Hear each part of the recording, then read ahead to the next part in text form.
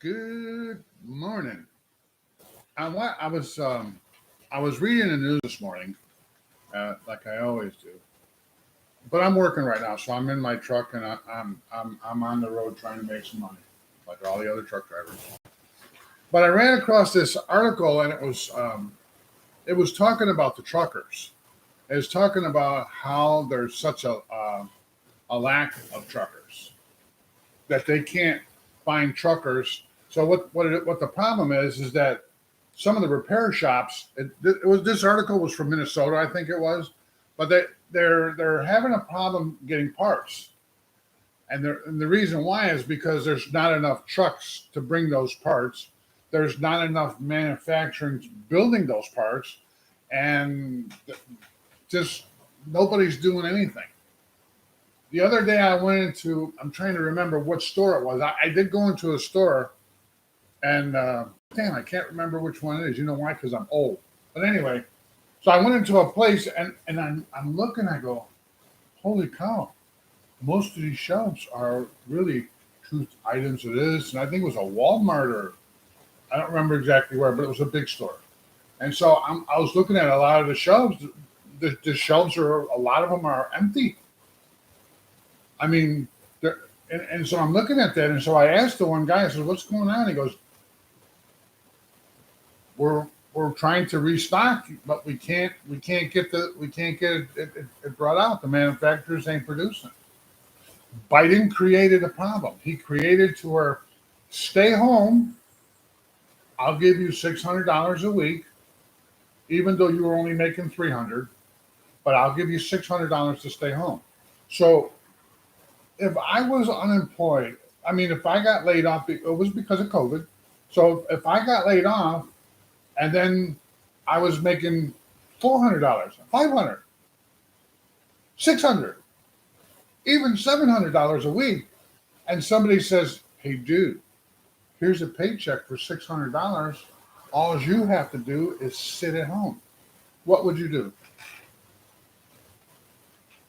I would stay home. Why would I not? Even if it was the same amount of money, why would I want to go out and drive a truck, or why would I want to go out and do anything when I can sit at home and make $600? I know $600 ain't a lot of money, but when you're sitting at home, there other stuff you can do. You can make money doing stuff, or you can just do nothing and just make $600 a week. So if you and your wife both work, both laid off, that's $1,200 a week. So, I mean, where's the incentive to go back to work? I don't see it. But anyway, so this article out of Minnesota is talking, it's a Peterbilt dealership or something, and they're saying, we're getting screwed up here because we got a lot of truckers that are broke down, and they potentially lose $2,000 a day, which is not true, but but close to 1,000. And I'm talking each truck. I'm not talking about a trucking company. A trucking company, if he's got 10 trucks, and So you need a website. Go to Fiverr.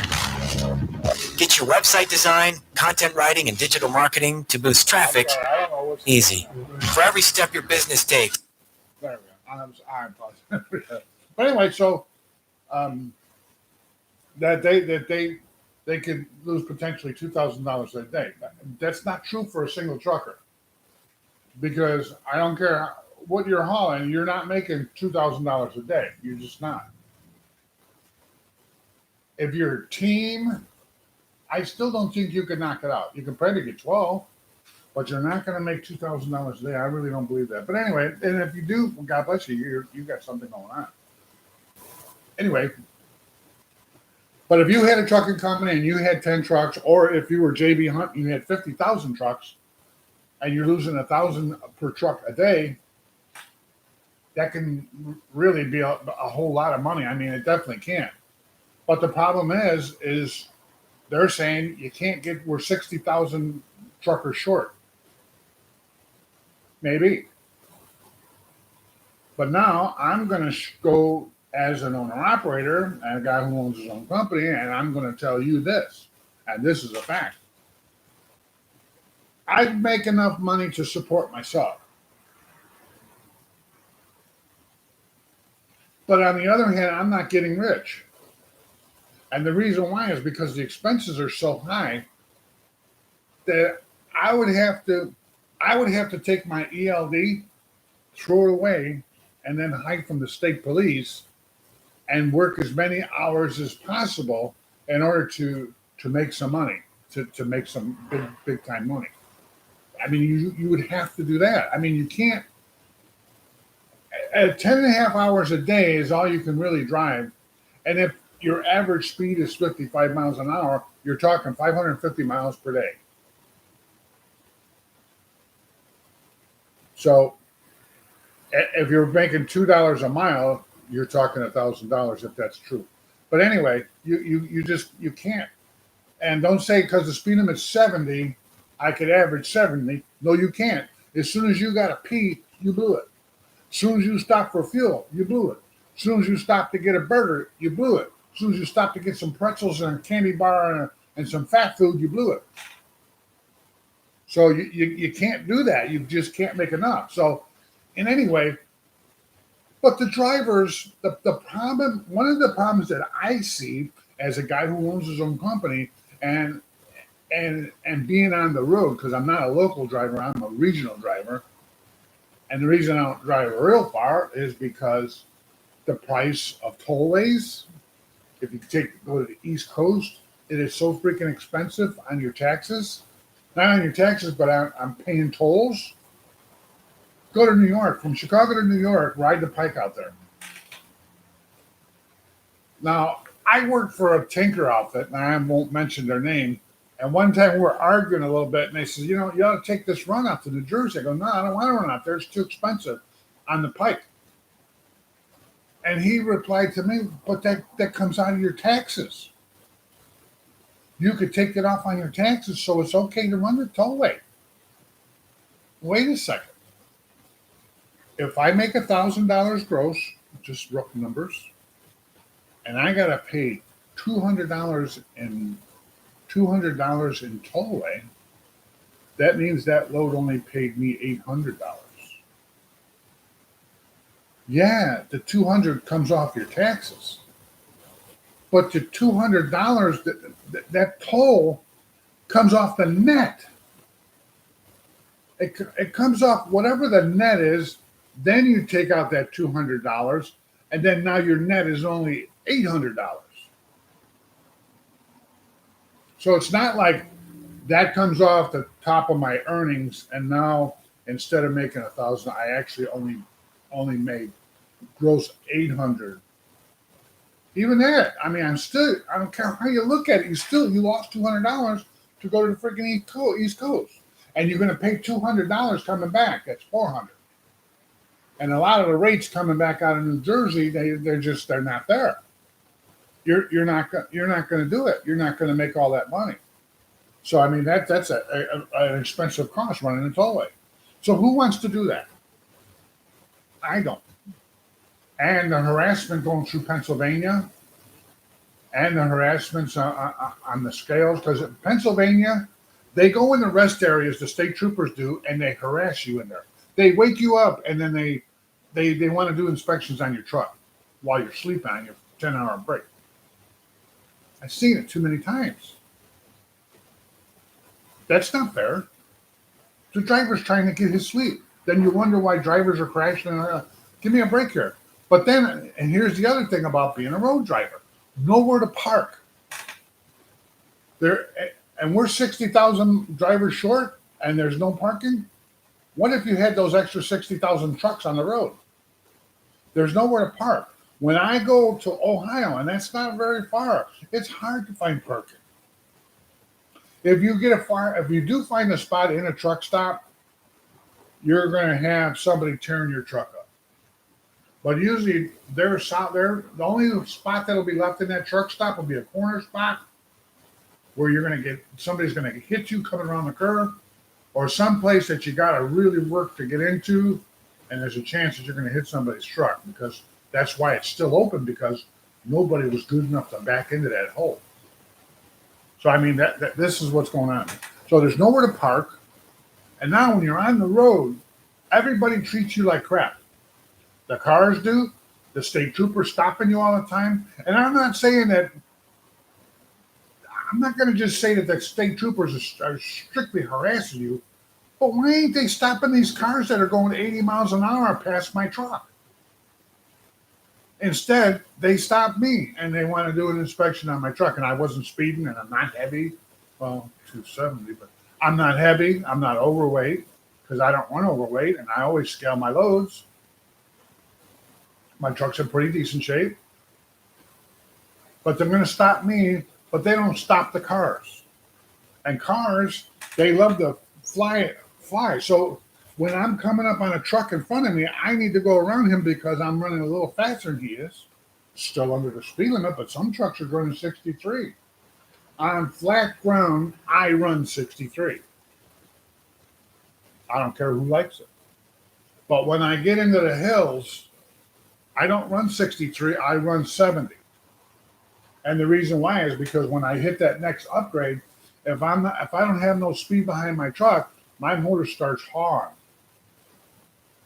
Turbo screaming and it just, I lose speed. If I lose speed downshift, the price of fuel, it's eating me alive. Because as soon as you hit that hill, instead of my big old 5.5 miles per gallon, I'm down to 3.5 or 3.7. It could be worse, depends on if I have a heavy load. So, I mean, so there's no incentives for that. So you just, so you run up on a truck that's slower than you, I don't care who it is, and you get out in this lane. Now, this guy that was running 80, he's got to put his brakes on behind you. And now when you look in your mirror, he's off on the shoulder, flashing his lights at you. So I guess what I'm supposed to do is I'm supposed to slam my brakes on and get out of the lane so that he can get back to 80 miles an hour with my truck. Or I'm supposed to floor my truck, get it up to about 120 or 130, and get around this other truck and get out of the left lane real fast so he can get back to 80. Got news for you guys. The trucks don't get that acceleration. I wish. For me to go from 63 around to 70 takes a few minutes. And if I catch a hill, before I get around him, it's going to take just a little bit longer. Now, this guy on the shoulder with his lights blinking, he's pissed. He's mad at me. So as soon as I do finally get around this driver, this Warner driver, I mean, whoever it is, I get around this driver, he comes flying up, gives me the finger, and then he cuts in front of me and he's jamming his brakes on because he's pissed off. It happens all the time. I wouldn't say once a day, sometimes more, but it happens very often. So that's one bad thing. So you can't park. You got idiots that disrespect you. You get in the shippers, and the shippers treat you like shit. Happened to me yesterday. I walk into a place to pick up a load. I'm wearing a mask because I don't want my wife yelling at me. So I'm wearing a mask. I'm standing at the window. There's 5 people in there, and all the people are looking at me. Now, the clerk is sitting right there. He's looking at his screen, which is kind of on the angle, kind of towards me, but a little bit to the right. So I'm standing there. I got bill. I was making a delivery. So I had the paper. So I stood there at least 5 minutes. Nobody said anything to me. He got up a couple times and he walked over and talked to the others. In the meantime, these other 4 people, they're constantly looking at me. I don't know if they were waiting for Joe Trucker to get pissed off and start swearing, or I don't know what they expected. Finally, he comes and sits back down looking at his computer again. He's not doing anything because he didn't type anything into anything, and he didn't grab any paperwork or anything. He didn't say, "Driver, hold on a minute." He didn't say nothing. He just sat there. I guess because for him to do any work, he would have to slide that little thing open and take my paperwork and then decide what's going on. We get this all the time. It's like, I don't want to talk to this guy because he probably don't speak freaking English, and which is a fact. but I wasn't wearing sandals, so I do speak English. And I don't think I look like an Arab. My hair is too short. And I'm too white to be a Mexican or anybody that's Latin. So I don't know. I mean, but this guy kept me there for no. And it's not like I want to hurry up and check in and I want to get in the dock. I mean, I do. But I stood there patiently. I didn't slam my fist down. I didn't go boom, boom, boom on the window. Is anybody going to? I didn't say anything. And I know some drivers probably do that stuff, but I don't. So finally, he opens the window up, and I hand him in this. I got a little food. And he doesn't say nothing. He just takes the paperwork, and he starts looking. And the other people are still, I don't know, looking back. I guess maybe I'm really handsome with the mask on. I don't know. But they kept looking at me, and they kept looking at him kind of like, I wonder if he's going to jack this driver around or what's going to happen. I mean, I don't know. Then finally he looks on there, and he says, well, he says, all right, it's a drop and hook load. There's no unload. It's a drop and hook. You drop it in some spot out there in the yard. You go and find it empty, and you get out. So there's a no-brainer. So after another 5 or 6 or 7 minutes, he comes back to the window. He hands me back my bills. He goes, I'll drop it out anywhere out there and mark down the location and give it to the girl when you leave at the guard shack. No respect. There's a bunch of places that you go into. They won't even slide the bill. They'll slide the bills out to you. And when you look down at the signature, it says COVID-19 and there's no signature and they don't want anything back from the driver. But inside that room with those 5 people, 2 people had no mask on. So we can't park. We have idiots in cars trying to get us to kill them. We got clerks in shipping and receiving office that don't show us any respect whatsoever. And when we go someplace to try and get something to eat, we only get to park in truck stops. Or if you find a Walmart that'll let you in. Not all Walmarts will let a truck in. So you have those. So I mean, so whenever I'm out, if I don't have my own lunch with me, and it doesn't last all week if I'm gone for a week, some of you guys are out there 2-3 weeks. So I mean, so that means I get to stop at places that have Burger King, have Wendy's, and McDonald's, and Subway. Those are my only choices most of the time, because a lot of the places, the restaurants ain't open. And I park at rest areas at night, so it's not like I could park at the truck stop and go inside and get me a meal, because usually by the time I park, it's getting close to 10 o'clock. A lot of places are closed. Even some McDonald's and stuff are closed. So my food that I can get is most of the time those 4 or 5 things. If you take the Pike to Ohio, choices are even slimmer. And now at night you can't even get coffee, because on the Pike, after 10 o'clock, it's just 7-Elevens that you can get coffee in. And that's, God bless 7-Elevens. Better than nothing, I guess. But that's it. So now, those are just a few factors. Now let's talk about the pay factor. Most companies don't pay worth the crap. And I know why. It's just like me. My cost of diesel fuel is not quite 50%, but it's close to that right now.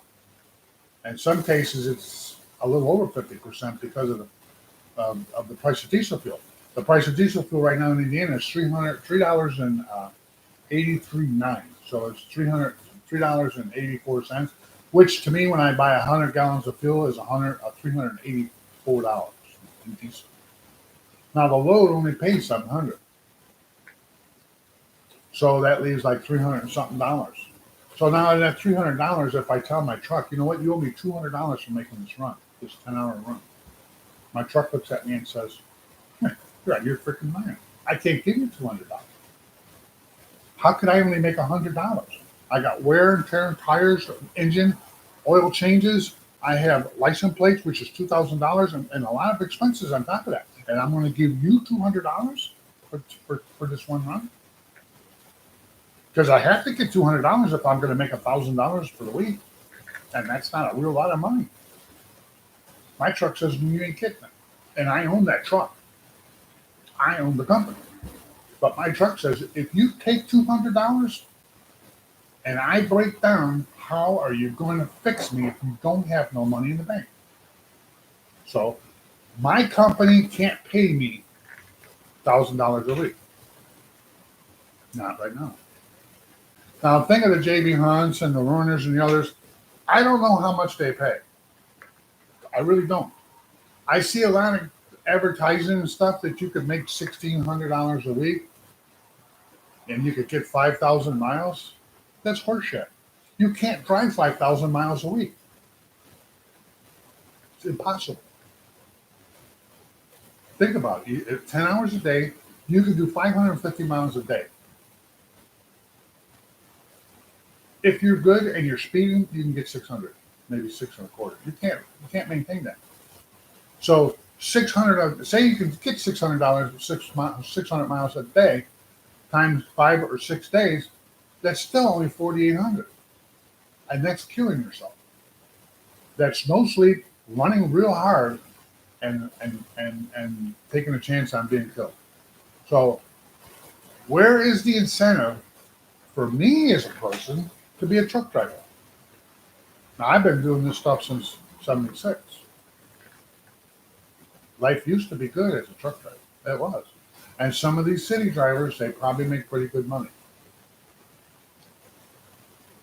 But can you tolerate rush hour traffic, idiots in the city, plus the Vilocs, plus the receiving clerks that will all treat you like shit? Or most of them, not all of them. That's unfair. So why would you want to be a truck driver? As a truck driver, I don't want to be this no more. I don't want to do this no more. I want to retire. My wife says the only way you retire is when you die. And that's a shame. But I mean, think about it. So all these stores and all these places, all these repair shops that are running out of parts and can't get parts, just like ammunition, you can't buy ammunition for your guns because there's a shortage. Sooner or later, it's going to hit you in the ass, and it's coming soon to a store near you. And let's see what happens when it starts hitting the milk. Because I heard tanker drivers is the worst driver that's not out there. And I used to be a tanker driver, so I can believe that. And the reason why is tanker is even worse. Because you have this flag on the back of you that says hazardous material, and you're a target. And you're always hauling 45,300 pounds in your loads. So you're always heavy. But the tankers ain't overweight, so I got to give you that because they're so light, and the way they have a rake, you can scale 45,300 in your truck. Even with my freight, I never had a problem. But you're beating your truck to death with that heavy load all the time, that heavy pounding on your truck, and we won't go into that. That's stupid. But anyway, so what is the incentives to being a truck driver? None. But this truck driver, this truck outfit says, we'll give you a truck, we'll give you a $5,000 sign-up bonus if you want to be an owner-operator. Don't do it. Because you know why? If you only make $3,000 this week, gross, if out of that $3,000, $1,200 is coming out for fuel and a $500 payment for your truck. So that leaves less than $1,000. And you got to save money for plates, la. So you want to be an owner-operator with a company? Go do it. If you do, I'll sell you my truck. I'll sell you my truck. I'll dispatch you, and I'll make sure you make money. But if you go to Warner, JB, these big companies that'll give you a truck and a sign-in bonus, kiss your wife real good the first time you leave that house. Because you're going to be gone for a while, and a divorce is coming down the road. Because the majority of road drivers divorce. They do.